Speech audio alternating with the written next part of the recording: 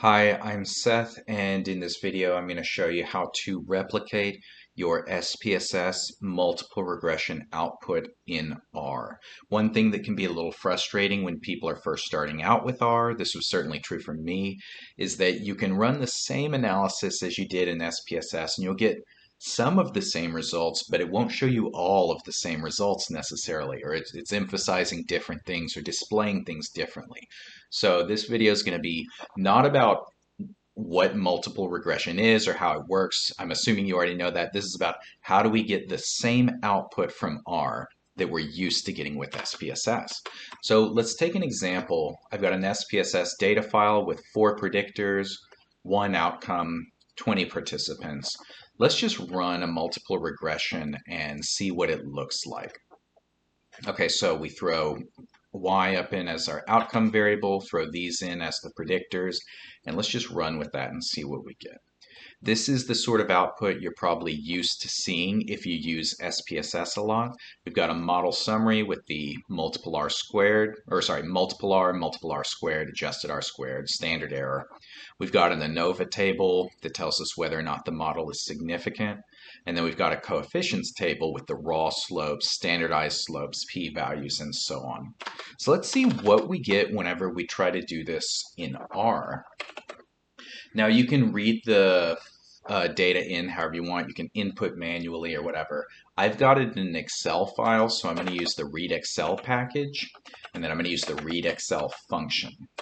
So when I run this code, what this does is it says dat gets read Excel, and then it pulls up or it grabs that file. So this code says from now on when I say dat for data, that means grab this spreadsheet of data for me. And then I say semicolon in dat because I want it to show me what it did after it did it. So it assigns it, then it shows me the result, and here's the result. When I say dat, it shows me this table with 4 columns of predictor data for 20 people and 1 outcome column for 20 people.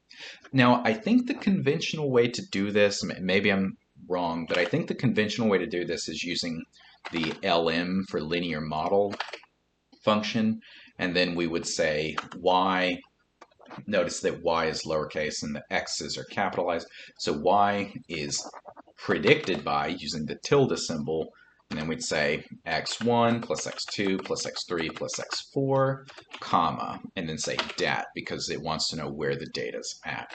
You could do this, there's nothing wrong with this. I'm not as much a fan because this ends up being more code actually than what I'll show you. And also this approach is, you're gonna have a hard time replicating this ANOVA table using this approach. It would take several extra steps and it's kind of a pain. So I'm gonna do it a little differently. I'm going to package the variables in sort of a matrix algebra notation, which that may seem scary at first, but then it ends up being so much faster and more efficient to write for a lot of these analyses we do in psychology and statistics. So let's see, first I'm going to identify x. I'm going to identify x and y. I'm going to keep the x capitalized because this is going to be a matrix, and I'm going to keep the y lowercase because this is going to be a vector. If you don't know what that means, doesn't really matter for now. Okay, so we're going to say x, this is going to be equal to that dat spreadsheet, but only the first 4 rows. So this says, when I say x, give me that spreadsheet, all rows, but minus that 5th column. Okay, so if I were to run this right now, this is the output. It's a tibble with just those 4 predictor columns. But I'm actually going to modify this a bit. I'm going to put all of that in parentheses, and then I'm going to say as.matrix.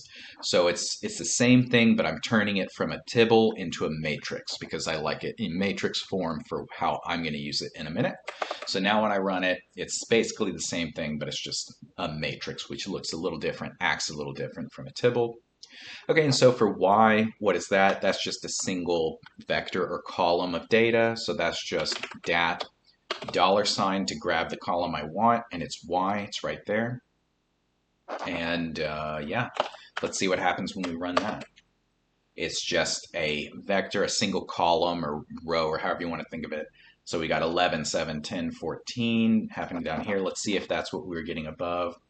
Yep, 11, 7, 10, 14. So that's working correctly. Okay, so we've got X and we've got Y. Now this is how I would actually run this probably. I'd say LM for linear model, and then that Y vector predicted by that matrix of predictors. Okay, and now we don't have to specify where we're finding it because X and Y are defined right here. So let's just run this and see what we get.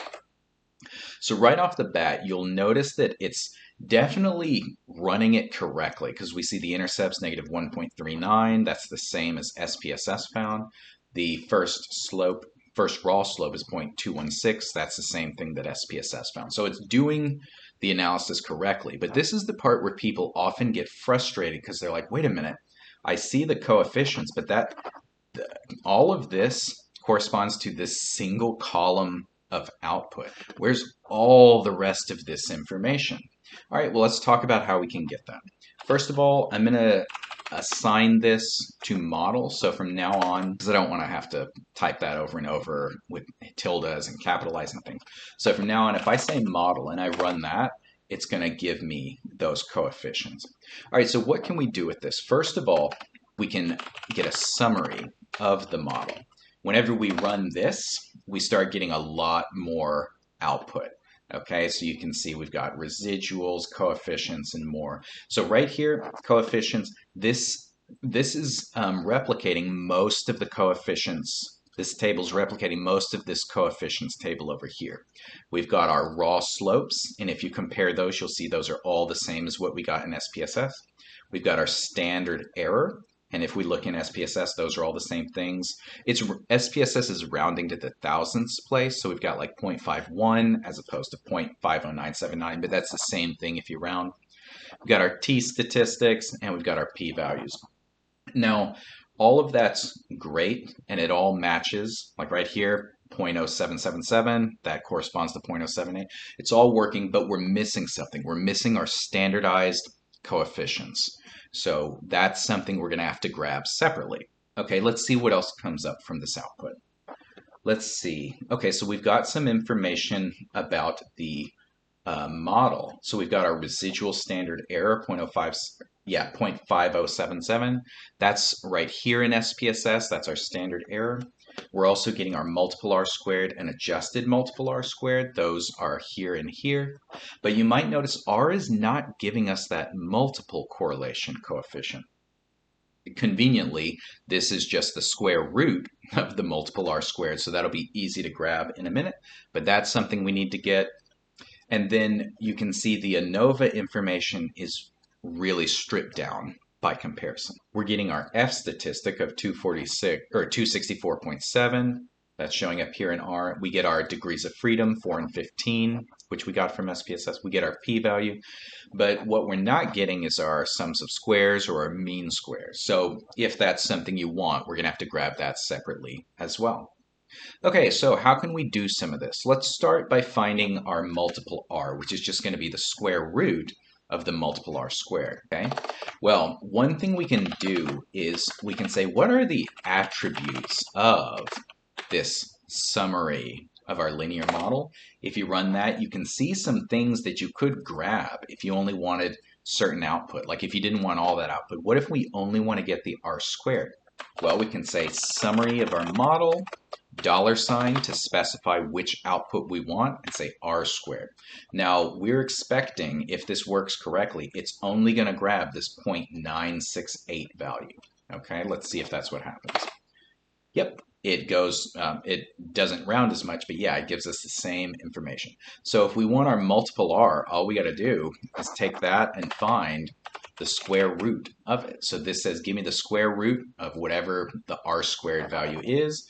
So this should come to 0.993 if we're doing it correctly, and it does once we round. Okay, so that's how we can get our multiple R. How do we get this ANOVA table? Well, I would probably do it by saying summary, open parentheses, AOV for analysis of variance, open parentheses, model. So this is going to do an analysis of variance using the data, and it's going to summarize it, and let's just see what we get. Okay, so you can see this table is closely replicating what SPSS gave us.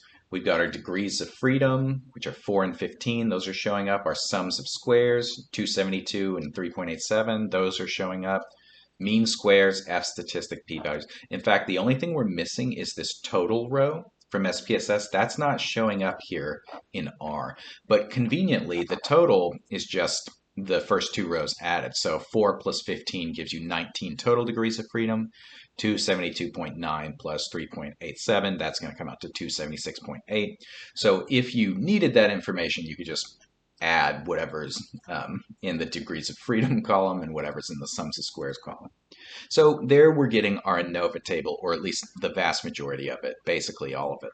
The only other thing we're missing from our R output is our standardized coefficients. These aren't showing up.